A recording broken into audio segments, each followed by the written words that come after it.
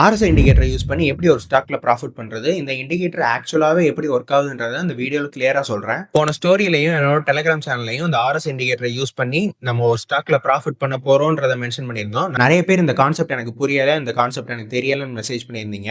So அதுக்காக தான் இந்த வீடியோ. ஸோ இதை தெரிஞ்சுக்கிறதுக்கு ஃபர்ஸ்ட் இந்த ஆர்எஸ்ஐ இண்டிகேட்டரை உங்க சார்ட்ல அப்ளை பண்ணிக்கோங்க. ஸோ இந்த இண்டிகேட்டரை எப்படி பெர்ஃபெக்ட்டா யூஸ் பண்ணணும்னா, உங்க சார்ட்ல வந்து லோயர் லோ ஃபார்ம் ஆயிருக்கணும். அதாவது இந்த ஸ்லோப் வந்து டவுன்வர்ட்ஸ்ல இருக்கணும். இதுவே உங்களோட ஆர்எஸ்ஐ இண்டிகேட்டர்ல அந்த ஸ்லோப் வந்து அப்சைட்ல இருக்கணும். ஸோ அந்த 2 கனெக்டிங் டாட்ஸை வந்து நீங்க கனெக்ட் பண்ணும்போது அப்சைட்ல மூவ் ஆயிருந்துச்சு அப்படின்னா, ஸோ நம்ம மார்க்கெட் டேட்டா படி மார்க்கெட் வந்து ஃபாலோ ஆயிட்டு இருக்கு. பட் ஆர்எஸ்ஐ டேட்டா படி மார்க்கெட் வந்து ரைஸ் ஆக ட்ரை பண்ணிட்டு இருக்கு. ஸோ இந்த டேட்டா வச்சு நம்மளுக்கு வந்து ஒரு அப்சைட் மொமெண்டம் கிடைக்க போகுது அப்படின்ற ஒரு சிம்டம் வந்து நம்ம புரிஞ்சுக்கலாம்.